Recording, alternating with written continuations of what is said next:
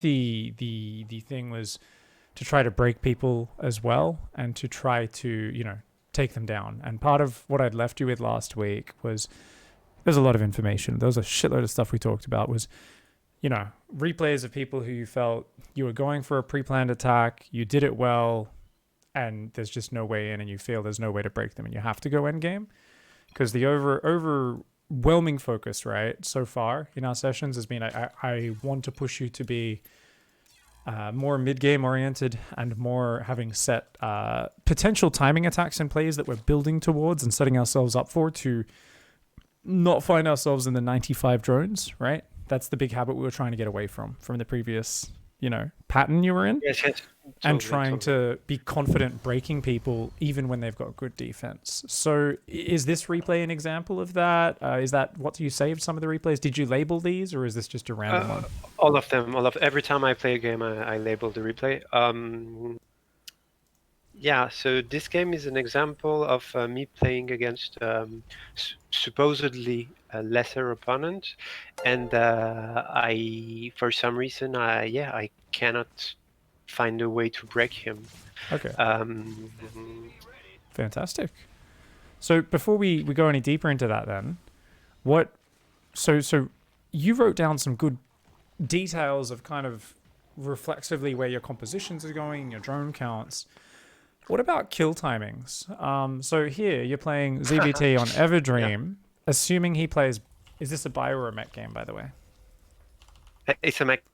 Okay, so assuming it's mech, what are some of our ways of maybe not necessarily doing an all-in, but like, is there a certain army we're building towards where we can shut down maybe their third base, attacking there, maybe kill them when they push out to take a fourth, maybe kill them when they push out on the map?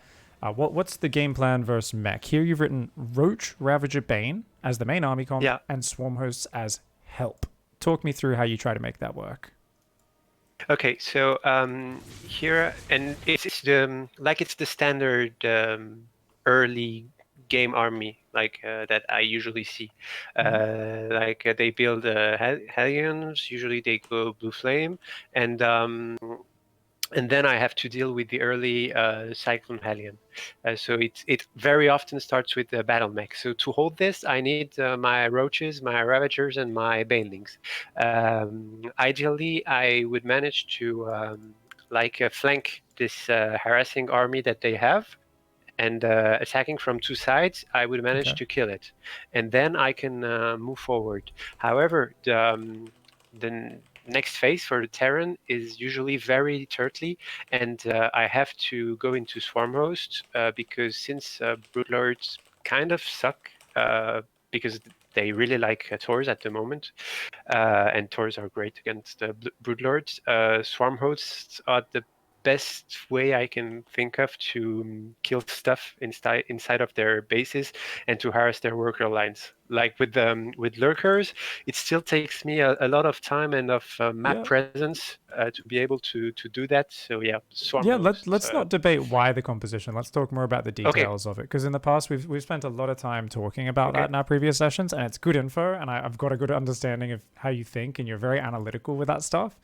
But what do you do? Do you do Nidus? And how many Swarm Hosts? Yeah, I do Nidus, but on this game I have an acceptable creep spread. It's not the best in the world, but it's acceptable, so I will actually walk them. And how many Swarm Hosts do you like to go? What's your count? 10, 13, something like that. Okay. More than this and gets too much. Less than this and you won't make any damage against the clumped up mech army. Okay, fantastic. Okay, cool. I mean, this is a pretty good style. So, in this game specifically, let's point out a few things. Style seems okay. Definitely, one thing we can point out early game. So let's just look at little details here. So one thing is your overlord coverage. I would just like to say one thing. Sorry, I have a lot of trouble. It's something I know it's a mistake, but I don't know how to fix it. I have lots of troubles getting a fourth base against the early battle mech. Like I know I would need to get my fourth base really earlier, and I know it makes me float a lot of money, but still I cannot defend it against the Cyclones. So what's the point in taking it?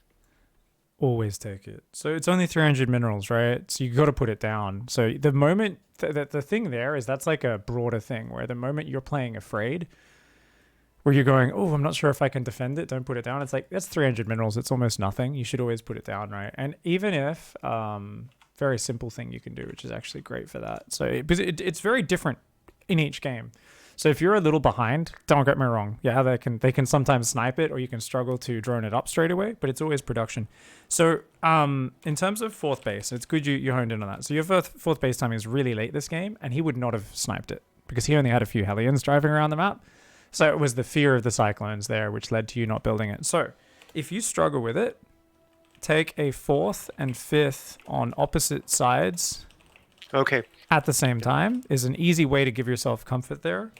Even if not sure you can hold it, always put it down, because they might just not find it or might not poke it, and then you have enough guys to defend it, and you go, fuck yeah, that's awesome. Now, obviously... and then how do I defend the worker lines? So the thing is... Like, I won't drone the fourth and the fifth at the same time. Of course, I will just drone the fourth a bit, but now I have to defend the third and the fourth at the same time. Mm-hmm. And by that point, you should. So it's a battle. It's a minute and a half later in the game. So the thing is, a lot of the time, if they're going crazy hard on battle mechs, so there's very different types of mech. So this motherfucker here is doing a greedy version of the pure battle mech style. So why is it greedy? There's a very quick third CC. This is not the just 2-3 factories pumping really hard from really fast. Where with that style, often you need to stop before you even get to 66 drones and make a whole pack of roaches. And you're just scrambling to hang on, and you're trying to break the lock-ons, and it feels like you're under pressure, but they've got a shitty follow-up, so you're actually okay. You will eventually get 66, 70 drones. You will get roach speed. You will eventually get a fourth up and be okay. Now, if he goes a starport and this quick third CC, battle mech's literally never going to hit you. Like, it takes so fucking long. You could take a fourth and a fifth before cyclones arrive. Because he's going third CC really early, and he's going starport units, which means cyclones just aren't hitting the field very quickly. Okay, so there's different variations within the battle mech there. Do make sure you keep that in mind. In this particular scenario, he's actually not playing battle mech. He's playing tanks. So he wants to be safe against any sort of push from you, and has decided to go just tank Hellion instead.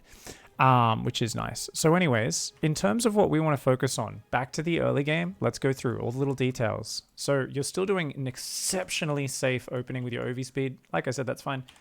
You got to have your overlords in better positions. Remember what I talked about? So you don't have your overlords watching the Hellion rotations.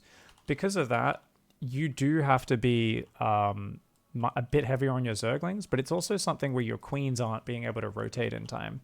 Like here, you're not going to see these Hellions until they run up onto the creep. It just makes it easier for you to not be looking.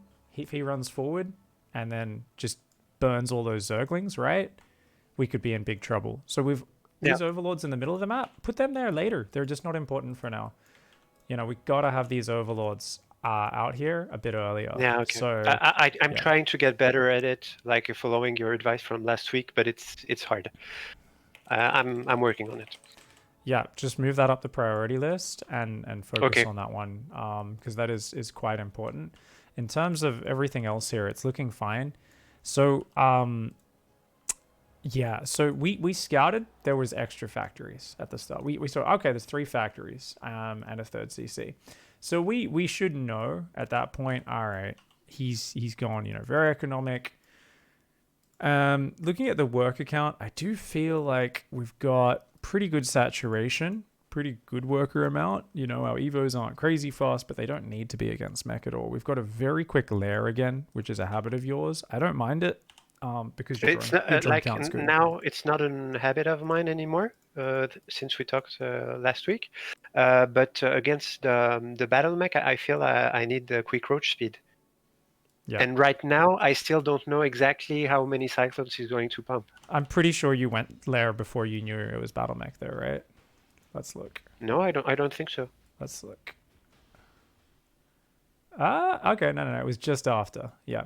So the thing is, wait. Why'd we go Baneling Nest? We saw because we went against just to get my plan going, like because like roaches alone won't cut it against roach Ravager won't cut it against cyclones. So maybe the timing is debatable, but my army comp is roach Ravager and banelings against cyclone Hellion. Yeah, banelings is way later. Roaches will cut it against cyclones because they can't match your production. So, you're thinking 5 minutes from now when you're looking at a max of cyclones versus a max of roaches. But that's not what's going to happen. If you build properly, you're going to be 200 supply of roaches versus 130 supply of cyclones, and you'll fucking just crush them. If you can get them up against a wall. So the roaches is more important because it's the more important unit to deal with the Hellions, right? And then especially if they play traditional mech like this, like the roaches is just the more multi-purpose unit. So the thing is, you can't be going both tech trees early because it just costs you money. But imagine if we got a roach warren instead of that, we could have got the quick roach speed. You were talking about you need roach speed to deal with this. Well, guess what? Your roach warren starts when your lair finishes. When you get roach speed, you get so much control. You get so much more freedom to push back cyclones, hunt down Hellions. All this sort of stuff is massive. So that could have been really big. If that would have just given you more control. We could have, if I knew I was playing against mech as you right now, I'd also be already sending a drone out towards a fourth base, just like thinking of sneaking it up. It's not the most important, so that's me being a bit greedy. Let's see where we actually should have. Let's say we went up to like 4 gases. I'll start taking all our gases and stuff, which is about now. Yeah, at this point, we should definitely be kind of like sending a drone towards the fourth and getting ready to drop that in the very near future. Let's see when that goes down, because I think it was closer to 7 minutes when you put it down. Let's check. There is a hiccup in our drones here, right? Because the Hellions are scaring us a bit. And even though your creep starts to explode, we're relying on Zergling Baneling, which is always like, man, I kind of want to build a few roaches for more safety. We do get the double upgrades on time. The fourth does go down finally there. But yeah, it's a bit late, right? Whereas if we're playing against someone... I had the money. Yeah, and if we're playing against someone with a quick third CC, you want to be able to drone the fourth. That's just your standard economic situation you want to be in, right? So that's a shame, because in this game, look at how conservative he's being. He's just building tanks. 100% you need to have that fourth up to really take advantage. But also, if you had roach speed kicking in at like 7 minutes, you could have just built like a bunch of roaches. So as a general rule versus battle mech, I often have my rule is 66 drones make 20 roaches with roach speed, like, and then drone the fourth, right? So I've built the fourth earlier, and if they're not going battle mech or they're not being aggressive, I might just drone it straight away and like rush up to Vipers or whatever your next step is, right? Knight of Swarm Host, whatever. But it's good to always have the hatch down, right? Because we know that the hatch itself very separate to the actual drones that go on it, right? The drones that go on it, that's the moment when I need to be able to defend that thing because it's vulnerable. So what about the macro hatch that I just planted? That should always be a fifth base versus mech, in my opinion. It's not bad to have a macro hatch, but especially if we're worried about hatches getting sniped, and with mech in general, even with strong tank pushes, often they get between your rally points. So it's important for me, I always find, to expand down both fringes of the map at the same time. So if I have to give up on one side of the map and just refuse to fight their army and pull back, especially with Swarm Hosts. If you're doing a Knight of Swarm Host style, that happens a lot. Where you're like, oh, don't fight this army, just slow it down. Okay, he got these 2 top bases. That's fine, because I have a base here already, as well as this base. So I've still got, 5-6 bases down the whole right-hand side of the map. I can give up the top 2 bases and be fine. So personally, that's my way of thinking of it. If you're going very heavy on the Ling Bane, obviously the macro hatch is really important. I find even with like Ravager Baneling against mech, you're never going that crazy on the Baneling Zergling production, right? Because there's Swarm Host building, there's Roaches, there's Ravagers. It's up to you if you need that as well, but I would say rush the 5th base instead. Okay. And that's, if you, this is not for what you're doing currently, but if you find yourself doing a lot more Viper Broodlord stuff and high-tech shit, really expensive shit, obviously having the 5th base gas, the ability to take that straight away, does actually help. Okay. So 4th base time, take a 4th and 5th on opposite sides of the map at the same time ASAP. No macro hatch. Just more bases is a big thing I'm a fan of there. Okay, Cool, cool, cool. So we're gonna also look at your early creep spread because I felt like that could have been a lot faster. So can you tell me what's your Yeah. standard creep order in this matchup? Do you go double inject first or? No, first I have.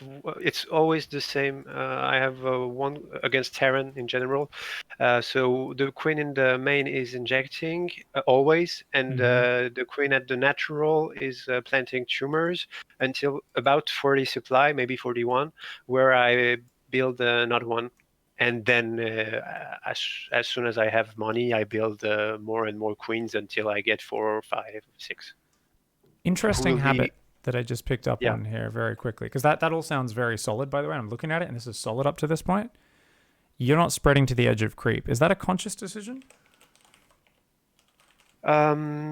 Usually, I don't know if the Reaper died or not, but yes, usually I like to like the Queen can spread creep, watching your base or watching the opponent's base.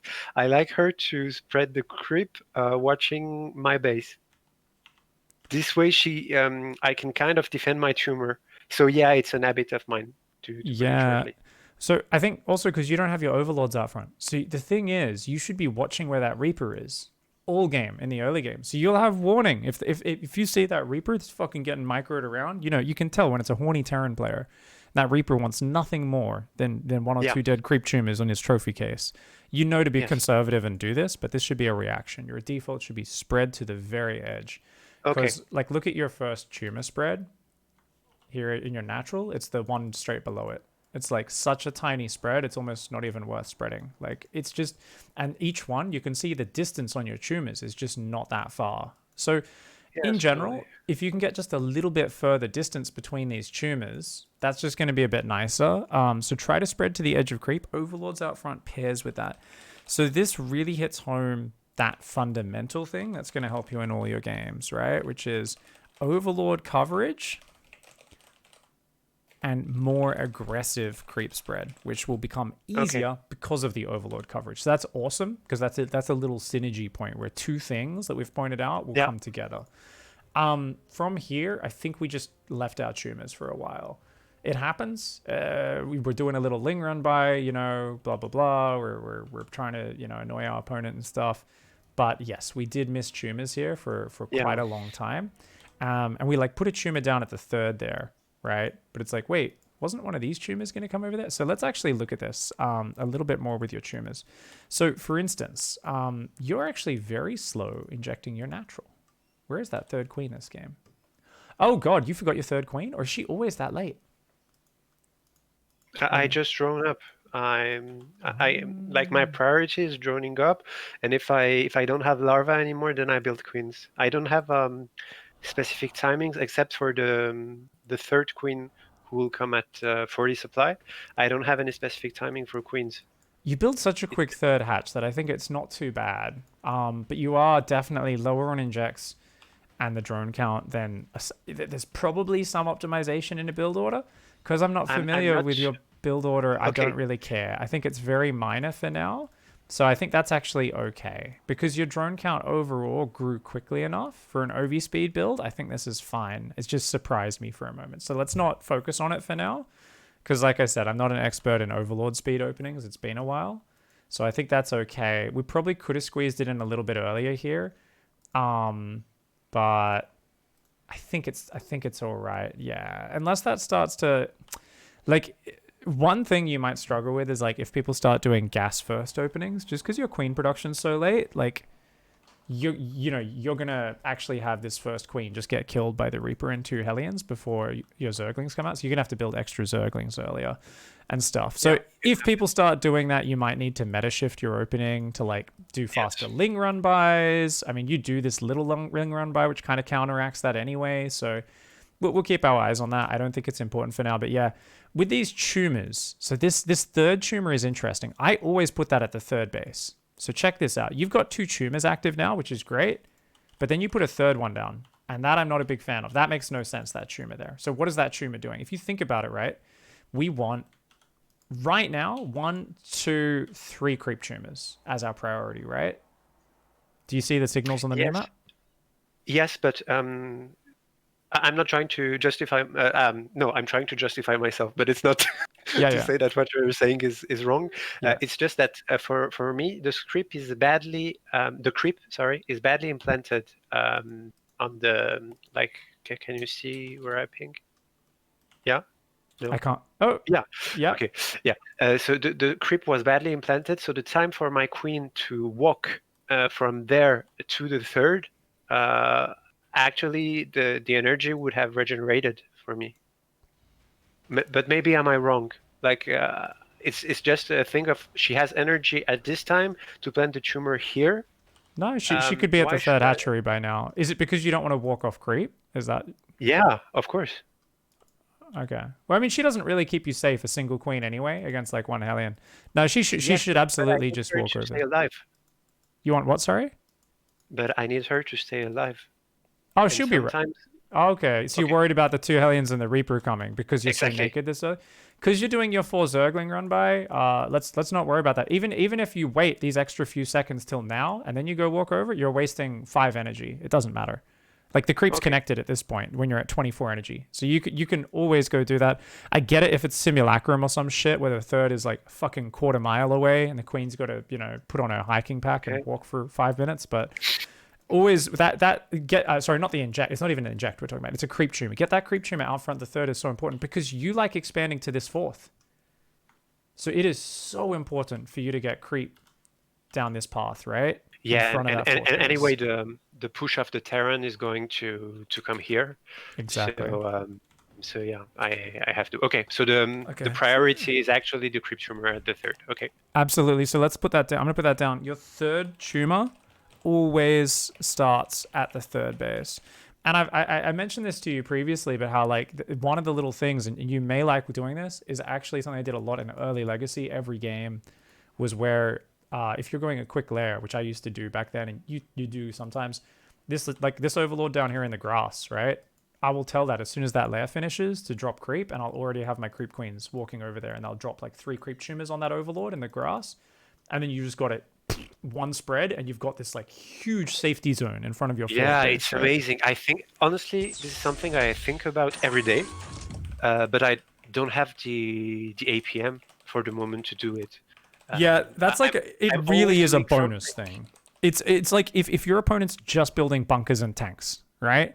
That's like the sort of thing where there's no pressure on you. That's the only time where you're probably going to find the APM to do it, right? Okay. So for example, this game I should have. Okay. Maybe not. He's actually quite active with his Hellions. He doesn't dive, but he keeps them alive, so it doesn't really matter. That's a lower priority anyway. So just getting this early creep spread is good, right? Getting those 3 tumors out initially, lane, and then obviously we do want to branch out more tumors, especially on this bottom side, to go straight down to the fourth. But the most important one is probably the one that goes straight this way. Yeah. Yeah. Yeah. Okay. That's where I would focus on. Do you agree? Yeah, yeah, totally. Okay, Okay. cool. All right, awesome. So that's creep spread. Let's go past 8 times. Boop, boop, boop, boop, boop. Okay, so from here, like I said, that fourth could be up earlier, and especially in this game, we could have droned that. In terms of follow-up scouting, should we have done an overseer to confirm what was going on? Because I feel like you're in the mindset it's going to be battle mech, the cyclones. No, Your overlord, yeah. because I see like with the overlord at the natural, I Mm-hmm. see the production going out, so I see all the tanks. Oh, he actually leaves his rally point there as well. Okay, fantastic. All right, and then you do send this overlord through actually to confirm. Okay, cool. So we're going the infestation. We've got double attack upgrades. We're up to 74 drones. Creep spread's starting to get a little bit better. Interesting habit here. 740. Sorry, I'm laughing because yeah, I just keep going on about creep spread and I think it's funny. I'm like, okay, let's talk about breaking mech, and I'm like, actually, back to the creeps. You keep spreading new tumors.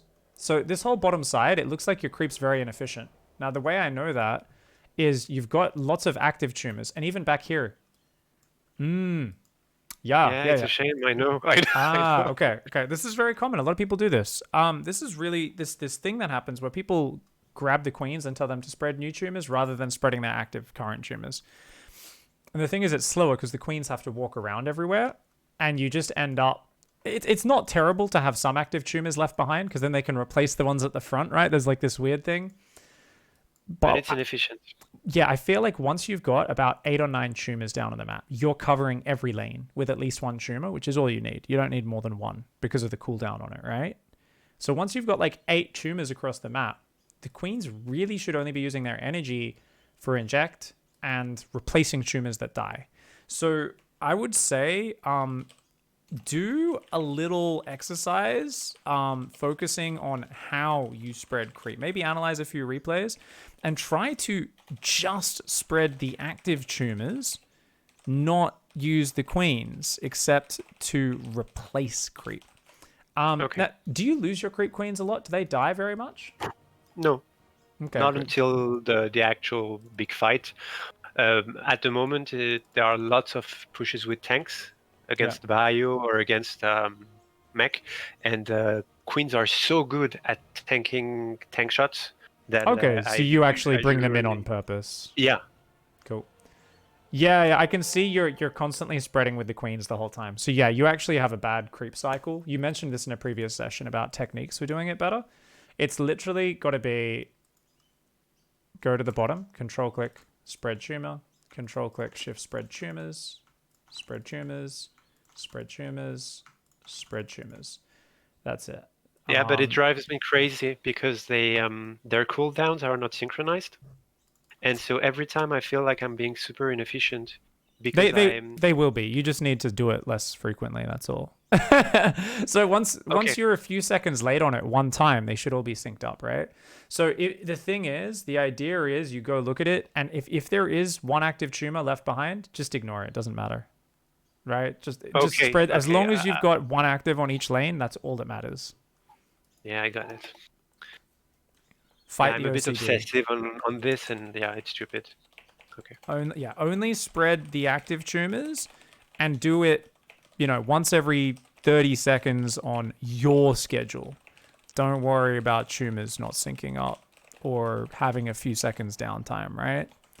So it's actually bad to try to spread creep too often because you go there and they're not ready yet, and you're like, fuck, come on, let me spread, and then you spread one tumor and the rest don't spread, and it's like, come on, dude, just come back later. Don't look at it that. It's better to look at it every 40 seconds than it is every 15 seconds and have it not be ready each time. It's actually better because then it doesn't disrupt your cycle.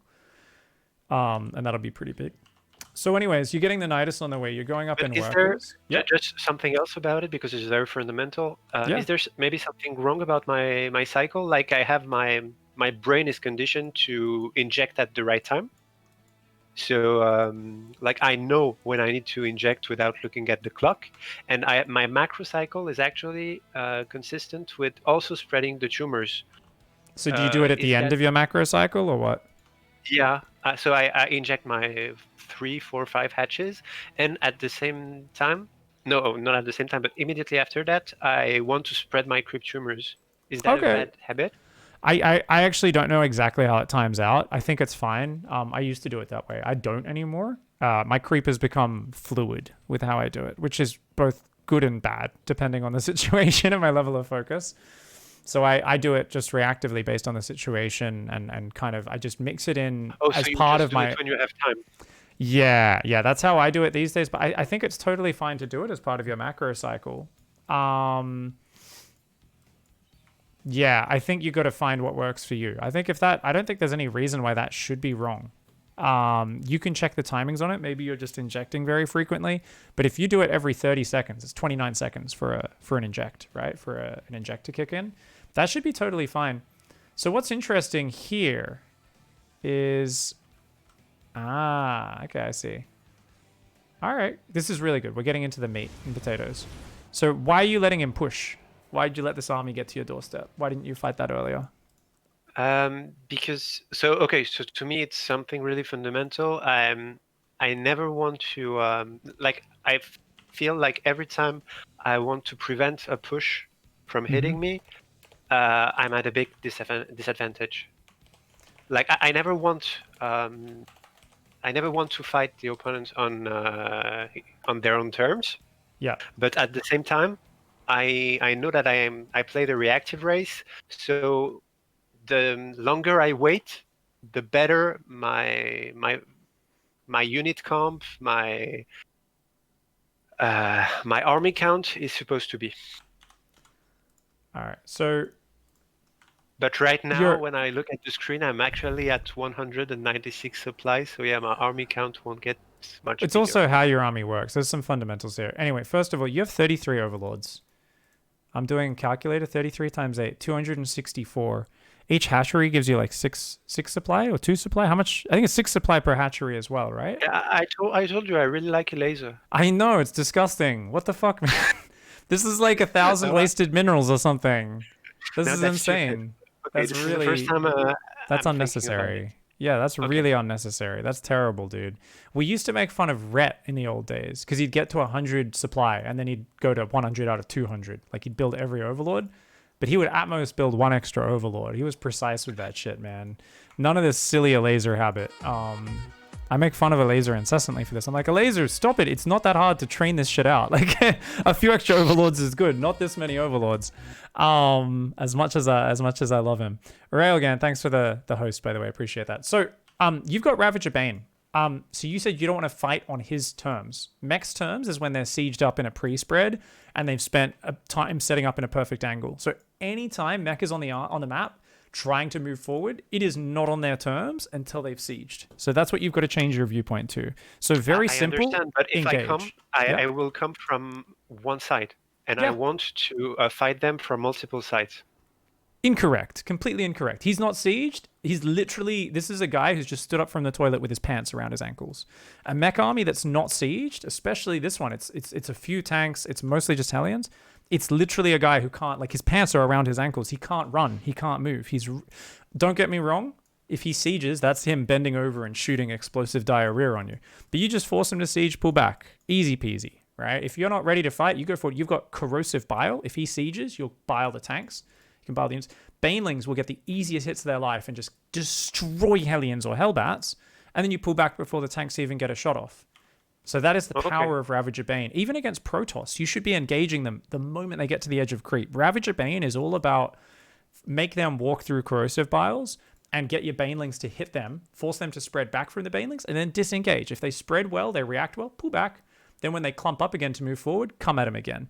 So that's all you've got to do with Ravager Bane, and that's really what it's about. And it's very important to do that. So go fight it. Okay, so I got the message, and I will from now on, no problem.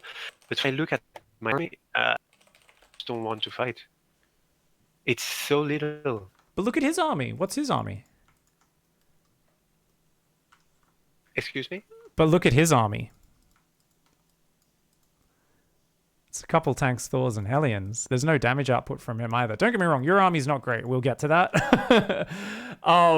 It's not perfect by any means. You should have a lot more Banes, but you should be out there fighting for sure. As long as you have 10, even 5 Banelings, but 10 Banelings is usually count. The Hellions have to run away, and that's going to buy you a crazy amount of time. He just can't fight into you. And the thing is, you also mentioned your max. You got 5,000 minerals in the bank. That's a crazy amount of money. So, I mean, we can also say, okay, we definitely should have been mining gases a lot quicker, right? On this 4th, we're still missing a gas and this rich one. It's very important to get those gases. Now, you went Vipers here, and this is something where you're getting too fancy and too complicated. So, Vipers are amazing. You have Vipers. All you need is more Banes here, right? So, new rule. So, when you go Swarm Host, max drones, 75. Absolute max. Absolute max. Once you bank 3k minerals, drop down to 66. Why? Swarm hosts. Very supply intensive unit, okay? Yeah. Okay. So that's got to be a rule you make for yourself. Now, you could have won this anyway on 80 drones. You absolutely could have. You should be morphing these 11 Zerglings to Banes, running forward, attacking, trading, clearing shit. He sieges, pull back, he comes forward, siege, and all you should be making is Banelings, because Banelings will fucking ruin any mech push on creep. Banelings just destroy their Hellbats and everything. The Hellbats, the Cyclones, and the other units just don't do that well versus Roaches and Ravagers whenever they're not sieged and set up perfectly, right? You can just bile things down. Your units are so cheap and you can replenish them very easily. But it's all about Banelings, right? Because they're your supply efficient unit to pair with the Swarm Hosts. So if you think about it... I like to keep a few links because I usually run them at... I literally manually run them at some tanks. Too fancy. This is like too complicated. Yeah, okay. Your supply is so important right now. So the thing is, if you have 20 free supply, you can make 40 Banelings, and you can literally dick this army without even looking at the screen. Okay. And that's only 20 supply of Banelings. Whereas if you do the same thing with 40 Zerglings, a few good tank shots and a Hellion volley, and they're gone. So don't get me wrong, it's nice if you've got supply to play with, but you don't have that. You don't have that luxury.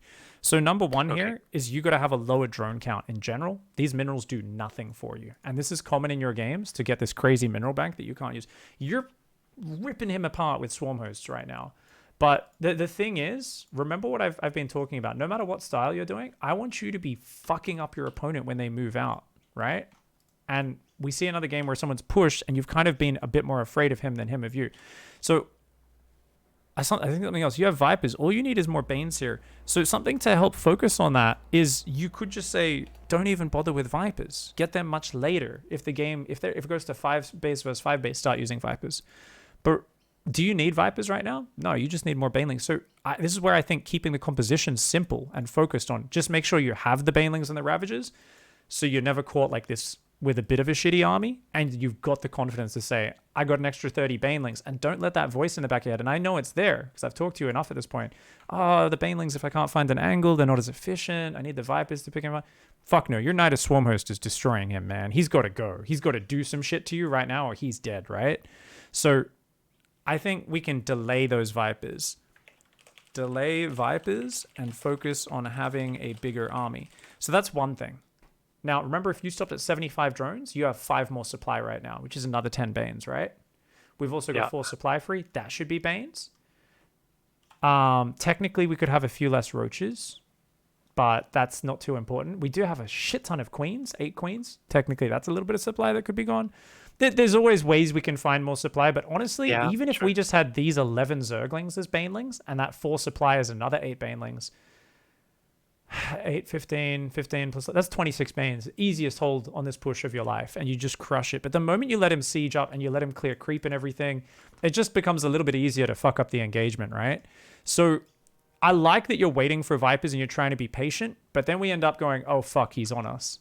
And then we didn't, like, now he's sieged, now our Banes can't hit the Hellbats. This is the easiest push for us to hold if Banelings just hit those Hellbats. But as soon as you let a mech push siege up, like here, suddenly that army just became 8 times more scary. He just literally got his pants off his ankles, and now he's ready to shoot diarrhea at you, man. It's actually insane, the difference in power. But like, you know, our advantage was the creep, the mobility. Yeah, you would have fucked him up easy. This would have been the easiest hold of your life. And now we're move commanding in and out.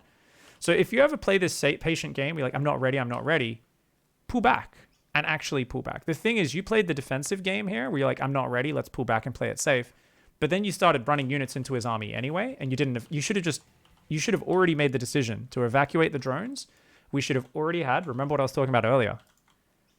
If you end up in the situation where you're not behind this game. But if you'd fucked up the early game really bad, this is where you would say, I can't fight, run the drones to those top 2 bases, run the overlords away, maybe replace my Evo chambers. Army's going to go around and cut off reinforcements. Maybe we'll bring the Swarm Hosts home. You know what? Actually, why bring the Swarm Hosts home? Let's do another Nidus Worm down here. Kill the 3rd base with another Locust Wave. We are already fucking shit up, doing big damage. Let's keep it up. You know, your Locusts are killing tons of SCVs. This is awesome, right? But the thing is, you kind of stood there with half your army and fought, and then you kind of moved down here. So you kind of let him fight you. So you were talking about how you didn't want to fight on his terms. Just remember, the moment he's sieged, that's his terms. And anything else is absolutely not. So that's going to be the big thing there. So we had a big opportunity to close out this game. Now it's really hard because you've lost all your income and stuff. And then, you know, it takes us like 5 tries to kill this army. So I would say we can probably leave this replay from here and look at another game. I think we can get some higher value points. Okay, sure. Perfect. Okay, thanks a lot. I learned a lot. Do you have a trick to like because you said you move. That's right. Oh, sorry, I hold on a second. Discord's screwing up. Try again. So what were you saying?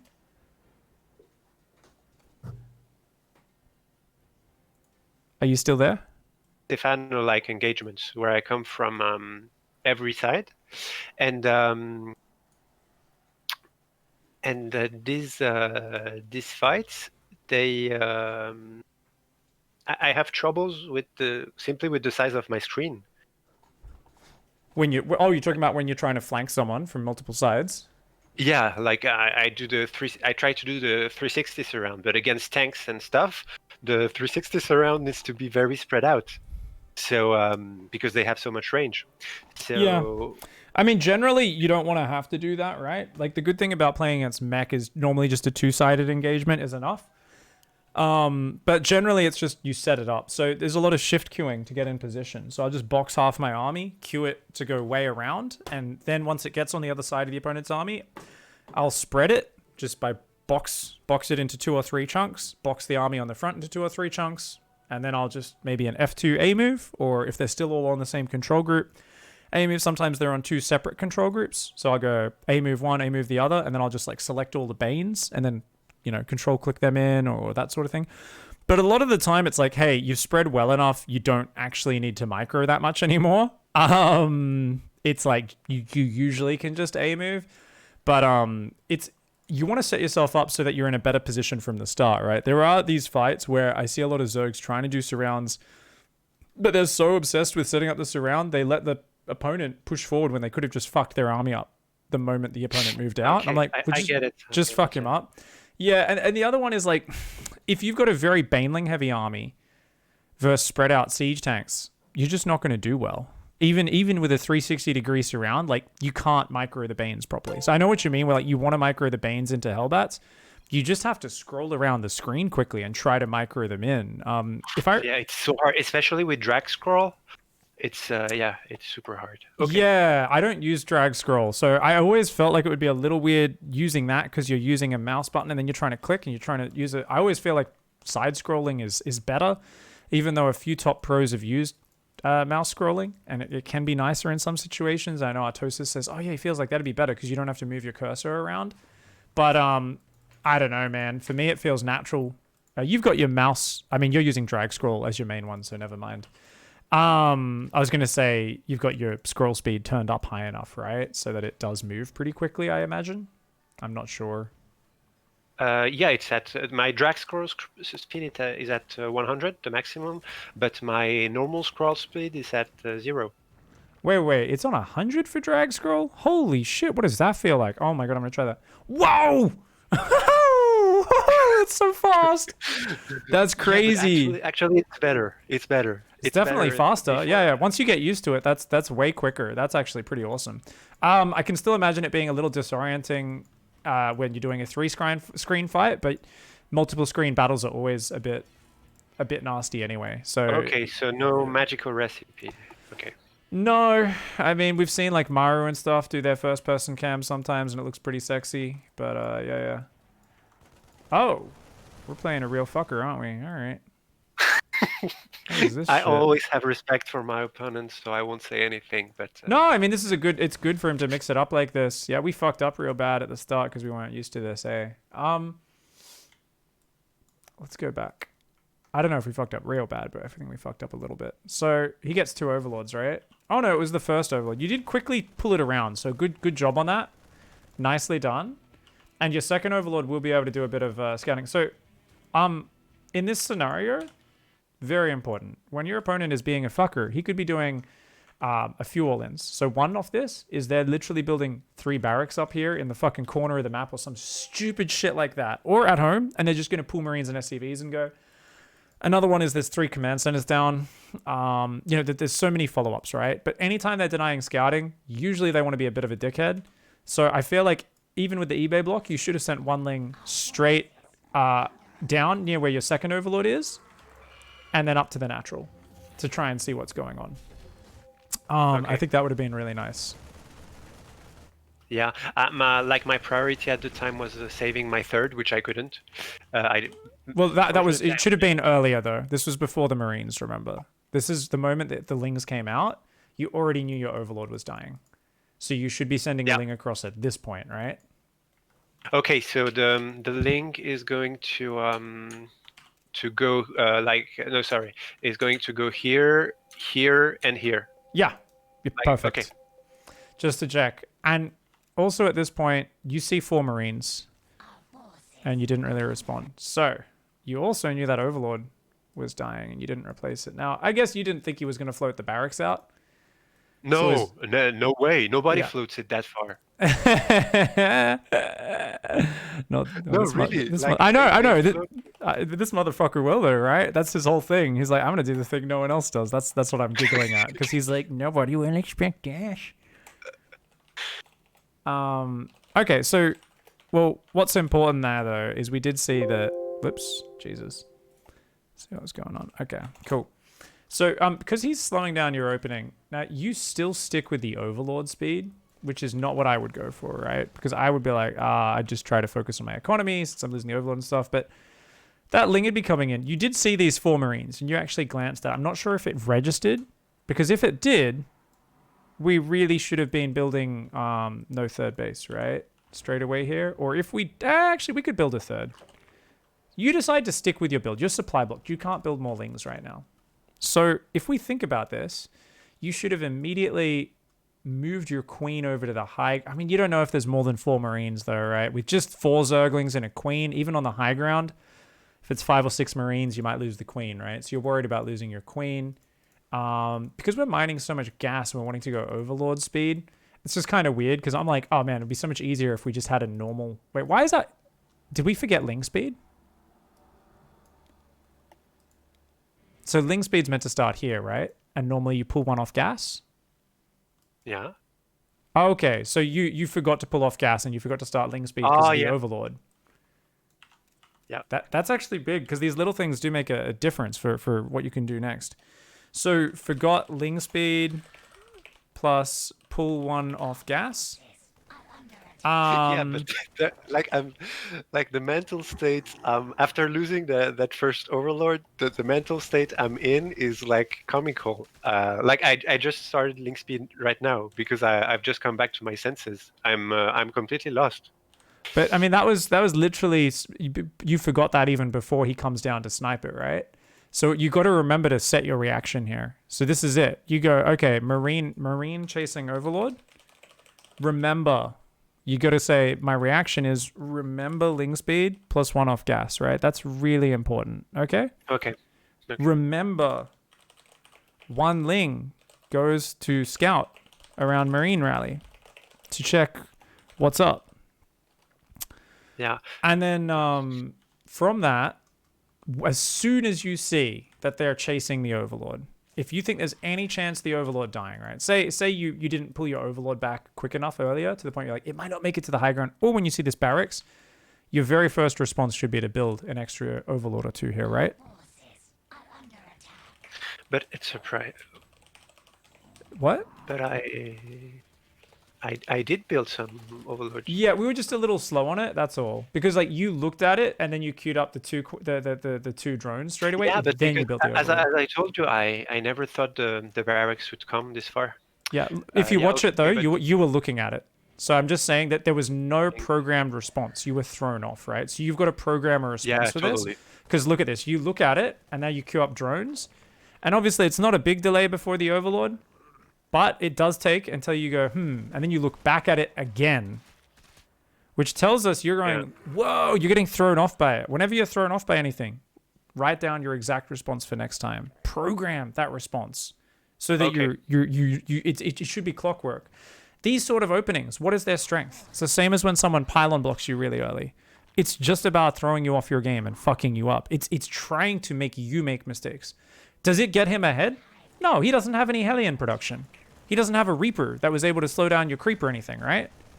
So it doesn't get him ahead in of itself, but it can fuck you up, right? So it's really important in these unfamiliar situations where we don't experience it a lot. Always, you say, okay, I got a little thrown off by that. Open the replay, write down your exact response of all the little details you forgot. It's easy for us to say, I forgot it because this is a weird thing. But if we don't actually take the time to write down okay, next time I'm in this, I got to remember to do X, Y, Z. You're going to forget again. And when you do it the second time and you fuck up, that's where you feel like a dummy. And then you do it a third time and you still haven't respected enough to write down your response. That's where we feel really stupid. And we go, why am I losing to the dumb thing?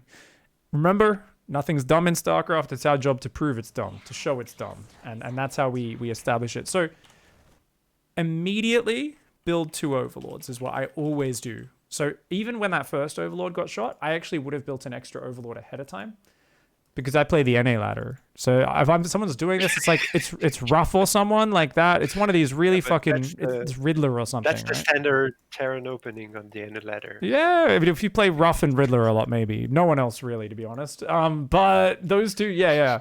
So I mean, it's one of these things where I actually would build the overlord. That's a meta adjustment. You know, if you play against this and the next 3 times someone does it, they chase really okay, you'll build the overlord straight away. But otherwise, immediately build 2 overlords as soon as the overlord is spotted on the high ground. You know, spotted on high ground, right? As soon as they lift the racks to chase it. In this case, there was another thing. 4 Marines coming to attack? Exclamation mark? Question mark? So, third base go down or nah? In hindsight, what should you have done here? You saw those Marines going for the Overlord, and then you put the third base down. Yeah, because my thought process at this time was, okay, so now I'm not on my game plan. He knows he threw me off. Mm-hmm. I need to make a bet, and my bet is that it's too big.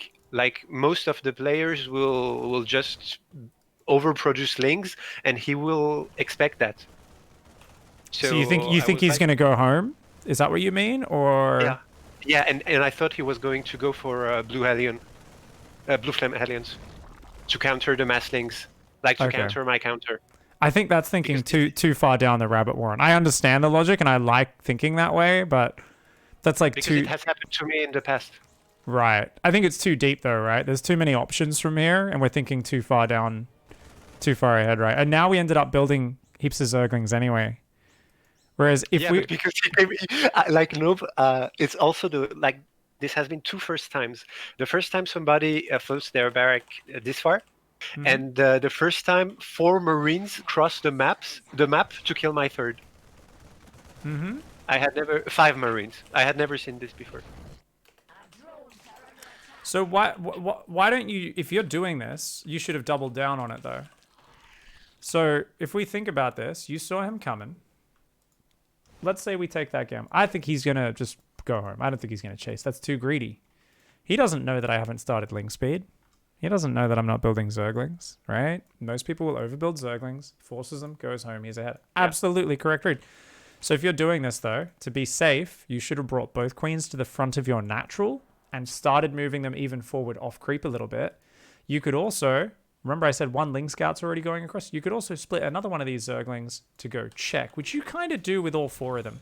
But if both those queens were already down, like if the other one was coming down from the main, we could have got them to the third in time to keep it alive, right? Those queens could have beat these Marines. Okay, but it's the second time you're telling me about walking a queen off creep. Yeah, I'm really scared of that. This is a very different scenario, though, right? You got to look at each situation for itself. There's no Hellions or Cyclones here. If you've got 2 queens versus a couple of unupgraded Marines, the queens are going to win. Okay. So this is a very specific situation to hear. So you got to always remember those rules have got to be fluid. Against this sort of player who does stuff like this, you can't use your normal rules. You've got to go back to real specifics, real specifics. And those queens could have saved this. They could have come down, easy hold. Easy hold with those queens. And you know what? If you were banking on this, I think he's going to go. These Zerglings never should have built. Now, you built them out of panic because you went, oh, what the fuck? He committed, right? But you're letting him control what you're doing. If you're going to cancel the third either way. If these were 7 more drones coming, it would actually be okay for you. You could just rebuild your third a little bit later. It'd be fine, right? But now we're going OV speed and a pack of Zerglings and we're losing our third. That's where he kills us. Because we basically took a gamble and we had no contingency, right? We said, I don't think he's going to come across the map. And the moment he did, we went, well, fuck. And we had no layer to it. But if we instead had said, wait a second, we could take that risk, but bring the queens down at least to the edge of creep. And then, oh, he is coming. Okay, send them down to fight. And we could be droning the whole time and we'd actually be fine, right? Okay, I got it. whilst non-stop droning. And then even if we lost the third, and even if we didn't do the queens, we would have been in an okay position. But you needed to be focused on that from there for sure, for sure. And if you did send that ling across, you'd be like, okay, there's like nothing rallying out. There's a depot in the wall. I don't know whether or not you'd see the command center, but you'd see nothing rallying out. You know, you'd be like, okay, it's just like 2 barracks. We don't know what else is here. And that would give you a lot more comfort in this game. It does look like we're going to end up quite far behind, though, in the next step, right? Looks like this is... I don't know. You will have to tell me. Because, okay, so right now, I saw that he's actually defending. Mm-hmm. So there shouldn't be too much BS. I also scout with my overload speed. So yeah, now I'm kind of in my standard zone of comfort. So you missed taking a dump on the third. This situation, weird situations, pooing on the third, so good, man. If you were pooing on that third to delay the third command center, that would have been sick right now. Would have been so good. Okay. Yeah. Okay, Yeah. so you're playing pretty well. Why do you build your Evo chambers at your third, by the way? Sorry, I'm laughing because Raynor explained why we all do that, and he... Because you have extra drones on the base, right? Is that it? Yeah. Actually, that's yeah. it. It's And fucking he was stupid. like, It's yeah, the armor. you're It's just the like, bam, yeah. bam, and 2 Evo chambers. It's like the armories of... Someone was laughing about this on Twitter. They're saying this is the double armory getting sniped by locusts. This is the same fucking thing. They're like, why do we keep doing this? This is so stupid, man. Put those in the main, nestled between the main and natural, man. Those Evos in the main. That last game, remember? I was talking about how, give up the third. And then I saw the 2 Evos sitting there in front of it building. And I was like, well, that makes you even more want to sit there and take a bad fight. Plus, they force field your units. These are literally force fields for the Terran or Protoss. All it does is you want wide open spaces. So I hate that shit. It's the same reason I'll never build a macro hatch out front my third or fourth. It's because it just walls my units off from engaging the opponent. I always build it in my main because otherwise you're walling off your opponent. Some people are like, oh, you can reinforce faster. I'm like, yeah. Zerg needs big wide angles to surround from though. So yeah. Anyway, double, okay, so other notes for this game, double Evo in main. I think, yeah, it looks like you recovered pretty well though, right? So you're going Hydra Ling Bane. Now you do go very heavy on the Hydras here. That's very quick 16 Hydras. So you do need to double down on Ling Bane production, which you're doing. Now, unfortunately, your production sucks balls right now. Oh, we got a macro hatch, actually. I didn't see that. Okay, that's good. That could be worse. You do desperately need a 4th base, though, right? And once again, we see you being afraid of taking a 4th. Now, it's correct to be afraid of droning a 4th. It's correct to know you probably can't defend a 4th if he does a really crisp timing. But we should always be building it, right? And that's kind of what we talked about in the previous game as well. So I think we should absolutely have a 4th building. I personally, rather than the macro hatch, would have had a 5th on location as well. That's my flavor, because I'm like, he's not going to be able to deny both. One will get up, right? It's your call on that. I was going to say Nightmare. On Nightshade, this map, the 4th, no matter where we take it, it's always exposed. So yeah, I think the macro hatch is a necessity. But about the 4th, could you give me a timing? Because otherwise I will never take it.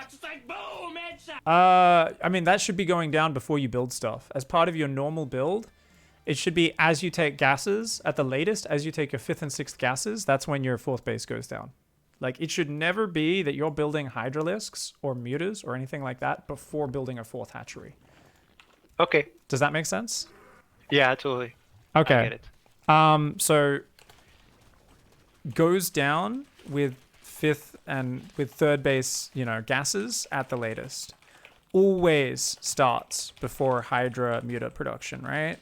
That's a good rule. That's a good rule. Because we just got to... Before 6 minutes. Usually, yes. Obviously, some games go a bit weird. This one did as well, but it would still go down about 6:20, 6:30. At the latest, about this point here, right? This game's a bit different, the macro transition, because of the opening being weird. Maybe you drop it now, 7 minutes. But at least it would be going here at the very latest, right? And preferably right before those Hydras. So yeah, about 6:30 maybe in this game, something like that. 6 minutes, 5:30 in a more normal game, potentially. But yeah, it's such an important thing for making them want to attack you. It's also something where I notice your creep spread does slow down sometimes. If you actually put down that 4th hatchery, I know this will make you spread creep better. Because you're going to be like, fuck, I need creep in front of this. And obviously, we shouldn't need that. We should be spreading creep anyway a little bit more consistently. Which fourth do you go for, by the way? Is it the top one or the other one? The other one. The other one? Okay, I tend to go Yeah. for the other one as well. Because I don't like that cliff in front of this one, right? The tank Yeah, position. but both are fucked anyway. But there's very good. Yeah, you cannot let a Terran rally across the map. Lots of backstabbing on this map, and this is. I always take both on this map as well because this is a map where I'm like, no, that's smart. Yeah. Yeah, if they get a good position, I always want to be able to give that up. Use the power of creep spread. So, I think any map where you feel this way, you're like, ooh, it's a really good position. I'm just a big fan in general of expanding both sides at the same time. So I think faster hatcheries would have been great. Bit better creep spread. Overall, we're looking pretty good though. So we're on 64 drones. Obviously, we're not in an amazingly powerful position. Okay, so why didn't he attack before? Why did he give me so much time? Oh, he's afraid of creep spread, and there's no base in reach, so he kind of looks at it and goes, "Oh fuck, moving down there. That's awkward. I'm just gonna go home and macro." It's indecisive and poor play from the Terran, but I'd actually, as long as he reinforced that correctly, if he actually brought up extra units to flank your flank, or he pulled it back after a little bit, it would have been an okay call because you're only on 3 bases. So he actually doesn't need to push right now. Your creep spread's not great either, so there's no easy push path. Terran wants to set up on a high ground in range of a 4th and go, come fight me, Zerg player, right? That's what he wants to do. You know, they have the 5 Marines stimming to hit the hatchery, say, come and fight me, Zerg. Run into tanks, please. You didn't even have a 4th base. So he was like, oh, what the fuck? He's like, okay. Stupid Zerg player. Why don't you have a 4th, you fucking idiot Zerg player? Too many Hydras, in my opinion. So I would say a maximum of 15 Hydras until you get to like max, where you're splitting your army into 2 sections. Because you're not getting range upgrades and they're more of a support unit, I think having overwhelming Ling Bane count is the most important part of the army. Okay. With Hydra Ling Bane. I thought it was 20 actually. Okay. You can. It's just, I think at this army size, it's kind of like, it's just like 20 is the absolute max. Like this is kind of, I'm just looking at this and going, we don't have any Banelings in this army right now. Should be like Ling Bane, Hydra. Now, what I'm looking at this point, my money is pretty low, so I'm not building banelings in advance. Yeah, the thing is, like, we're kind of, you got to build banelings in advance, right? Because even if it's just 10 or 15, maybe not every baneling, right? Because you're building more Zerglings and stuff, but you should always have at least like 10, 12 banelings standing in the army, right? Because otherwise he could stim into you with a giant pack of bio. Because otherwise, if he moves on creep, you remember, you need to be able to go and engage him when he moves on creep. You can't let him just come forward. And that's what you're missing in this game. You're starting to do some Bane run buys, but you're going Hive. This is your standard default. So, you stabilize 3 base versus 3 base. What I wanted to see, and we've got to finish up in a sec, so we will do that. Creep spread like a motherfucker is what I wanted to see. First of all, you just froze up on your creep spread for the most part. You weren't spreading aggressively. You also had low map control, right? We didn't have a lot of Zergling spotters out. So, more Ling spotters. Bigger and bigger backstabs would have been great. So I like this one you did here. Awesome. I would have loved there to be more Zerglings with that and it to be hitting earlier when he was on the map as well and that sort of thing, right? Because you were only on 3 base. Okay. Yeah. Yeah, my Lings were in position, but there weren't enough SCVs on his base. Like my Lings were in position way earlier, but I saw there were like 5 SCVs, so I was like, no, I prefer going for the money baneling detonation later on. I don't know if that was smart. I mean, always send a few Lings in even early. Sure, absolutely. It really disrupts them. So this one, you absolutely should have gone in there, dude. That's a huge disruption. What you do here is you click in the mineral line and then you peel 1 or 2 off to kill these depot SCVs. Even just killing those depot SCVs, huge APM tax on the Terran. That's so annoying as a Terran. You got to go put extra SCVs on them. Fucking got to pull these mules that you've just dropped off. You got to send your rally point over there to clean it up. That's huge. And this costs you nothing, these 5 Zerglings. Don't ever be patient with that. Always go in and try to trigger them as hard as possible. People go, I don't want to show the counterattack because then they'll be ready for the next one. No, they won't. They might have a few Marines or 1 tank. You come in with 30 Zerglings the next time, you just overwhelm it, right? Escalate the backstabs. They're still focused on pushing you. Now, because you were only on 3 bases, you didn't have a 4th. I would have loved even more units to be over there. I guess your army's so low. It doesn't matter. Whatever. This is fine. It's just, those guys should have been hitting. And then from here, I wanted to see you just build Hydra Ling Bane and just look for another big mid-game crushing engagement to win it. because you're already behind, the less Hydraling Bane, the harder it is to set up an awesome flanking perfect engagement later on in this game. So you clean this army up, which is great. If only we had a fourth building this whole time. We could have built one round of drones for it and then maybe very slowly tech to hive, but done it always off a bigger army. So like, you know, your production and your economy isn't where it should have been. So I kind of, what I'm saying here is you needed to focus on something, but you didn't focus on creep. You didn't really focus on the Hydraling Bane. You just kind of did a delayed hive tech upgrade. So what I feel like is you were just doing the normal thing from a position of inferiority, right? Even though you killed that army and it was okay, it's one of those things where it's like 3 base Zerg, we shouldn't be feeling comfortable to do a normal thing. We should do something special. And the one thing I loved that you could be doing special is mass Hydraling Bane and look for the ambush, you know? Backstab their 4th and 3rd at the same time with split army at max.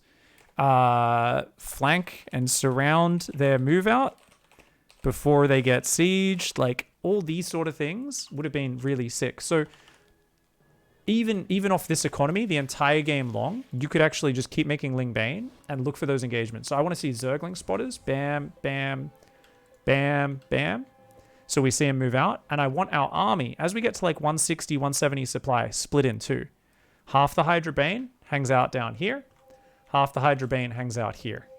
2 different control groups. And we just look for the sandwich. And if the army is too hard for us to sandwich, at some point the bottom army hits here and the top army hits here. And one of those armies is going to meet big resistance and we just pull it back. And the other army is going to meet very little resistance and it's going to kill a fucking base and a bunch of workers and then it'll pull back. And as he comes down to deal with it, that first army that pulled back comes back in on the other side. The 1-2 punch. Okay. Even if you're behind all game, you can beat a Terran who's way ahead of you by doing this. Because the Terran will fuck up when they get pulled around like that. Because you're fighting on your terms, not his. And it'll be awesome.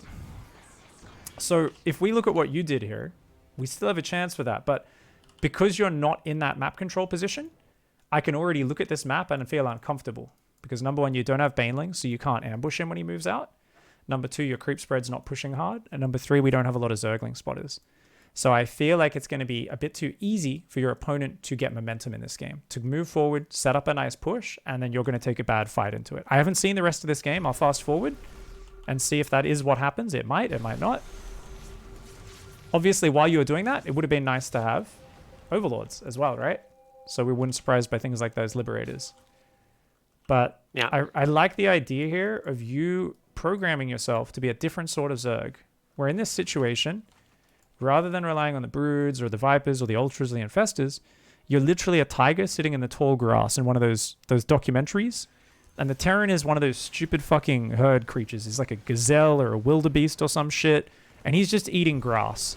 And you're waiting in the grass and you're like, come closer, come closer. And you wait like half the day. And eventually the Terran fucking walks out of his base.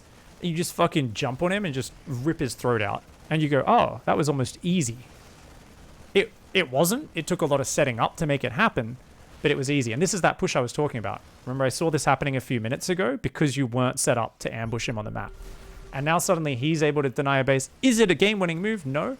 But it was a missed opportunity. We could have crushed that army as it moved out. Easily crushed that army.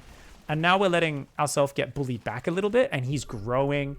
And look at his upgrade tab. It's getting scary, right? He's getting all the upgrades. We could still win this game. Hey, not a bad planetary snipe, but in of itself, not a great trade because you're behind economically, right? So that sort of trade is only good if we're ahead economically, right? Okay. If we've got momentum, you need to kill his army, but we're kind of sitting in our corner, afraid. Yeah. And once you let them siege up like this, it's always scary. I would have grabbed 80% of my army if I was you about a minute ago, and I would have just gone across the map and tried to base trade. Probably not even that base. I would have gone straight this way into the natural. Try to get. Okay. I would go for the production because I would be like, fuck this shit. Like I'm in such a weird position right now, and I would just have like 20 Banes at home, and like be building more Ling Bane. So if he tries to, you're base trading, he tries to stim in, your Banes can obviously always win a base trade, right? Anytime Bio is trying to push forward on creep, a very small number of Banelings can buy a crazy amount of time. Yeah. So you are going to clear the army. The question is, you know, even though your supplies are up, is it enough? Because he doesn't have a 5th base, actually. He's been really expanding quite slow. You win this game, don't you? I think you win. Yeah, I win, but the point of this game was like I didn't think that I had made so many mistakes. So it's nice that you managed to point it out. And now I really got a lot of these points, but no, it's for the in 2 minutes, something like that.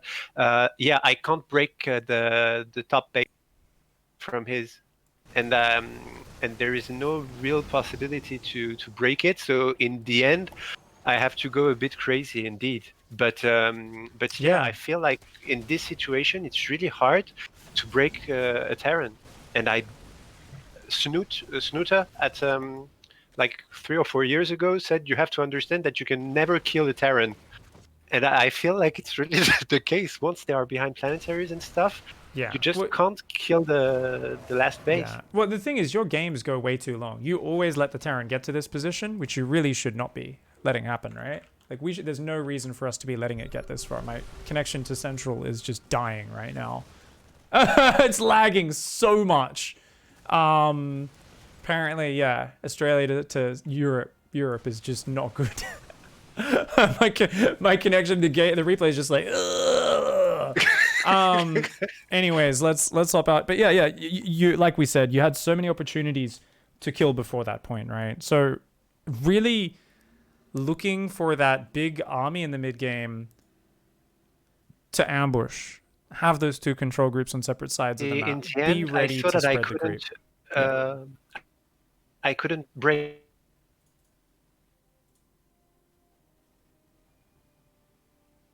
tech drops, Liberator harass, and I was like, fuck it, I will lose. So I went straight for the production. And you're telling me that it was actually the good move. And I should just have done it earlier. It can be a terrible move. It can, if their whole army is sieging you with pushes, it's a good move, yeah. If they're in a position where you can't fight them, I mean, getting the Terran production, even TVT, you know, often two players are dancing around the map and then you just stim 60 Marines through their natural production because there's only one tank covering it and you win the game. If you get on the Terran production, it's a game changer. Even just killing the add-ons is huge. So it is a thing where the Terran gets spread defending all these far bases and then also trying to push your far bases, and they get pulled towards the corners as the game goes longer, and they're naturally very immobile. So yeah, sometimes going for the production, it's one of the better desperate gambles that you can make. So it's not something we do as a normal thing, but because you let yourself fall behind in that game, because you let him get to a crazy situation, it's not too bad. But the big focus there, like we said, is you got yourself back in a good position. Now, the big things from today, obviously, Overlord coverage, more aggressive creep spread. Now, what else? What were some other? Those two go hand in hand. The other one is fourth base. You drop your bloody fourth base. Yes, exactly. Good. And the other one, if you're in the dick, no, stab them in the dick. Exactly. Well, that's basically it. Be ready to pounce. So I'm literally writing, be the tiger in the grass. That's you as a Zerg player. Be ready to fight when these players give you the opportunity. You know, we're sitting back, we're letting them push to us, we're letting them siege up where they want. Fuck that shit. Control the map, spread creep like a motherfucker. Is it also valid off creep? No, it goes hand in hand with my better creep spread. It does like it's better on creep spread for entering creep. Okay. Yes, but you can do it off creep as well. If you got a good enough setup, fuck yeah, get them off creep. Like if it's like a siege tank army, you're coming from two sides and sandwiching that bad boy. Fuck yeah, get them. But yeah, be the tiger in the grass, and that doesn't always mean pouncing on the big daddy army, right? The big daddy army comes out, you're like, that's a fucking 800-pound ox. Am I gonna fucking pounce on that? No, you pounce on the baby. You go fucking separate the baby from the pack. You rip its guts out. What does that mean? That means you go for the economy and the workers sometimes. If your army can't beat their army, there's still a win condition. Go for the production. Like we just said, go for the bases, go for the economy, do all of that awesome shit. And that should make a nice little difference. So awesome, man. All right, we got to finish up, but this was a good session because we got to look at some of those details. So I think those are some awesome points that should carry through your matchups. So yeah, man. Yeah, it really helped a lot. Thanks